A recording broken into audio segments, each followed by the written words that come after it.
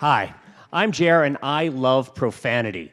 Tonight I'm inviting you to take a new look at the words we find offensive to see what we can learn about ourselves and our culture. As a writer, I use curse words all the time to build character and set the mood. It's the capsation of vocabulary. I have a handful of curse words adding flavor to my graphic novel, but tonight I'm going to tell the story of the one that doesn't belong. Now, when I talk about profanity in American English, I like to use these four categories: religion, hygiene, sex, and groups of people. These are versatile words that have several different functions, but focusing on these categories gives us a chance to focus on their primary definition and their origin. Now, let's begin with a puzzle.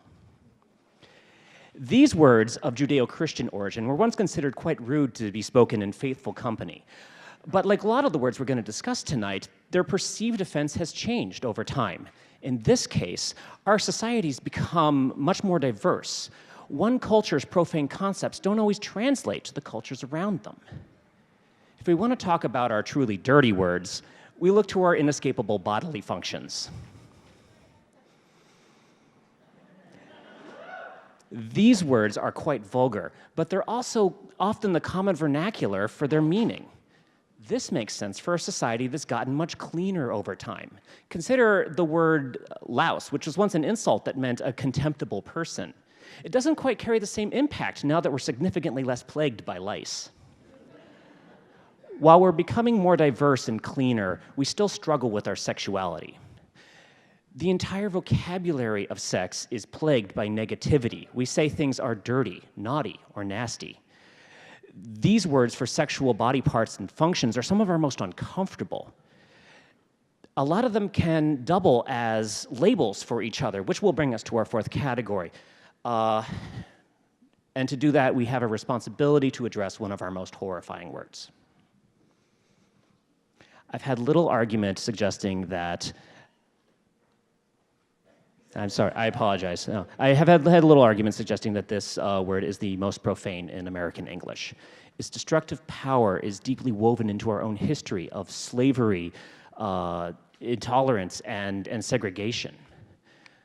But let's compare that to a couple of other words you might not immediately recognize.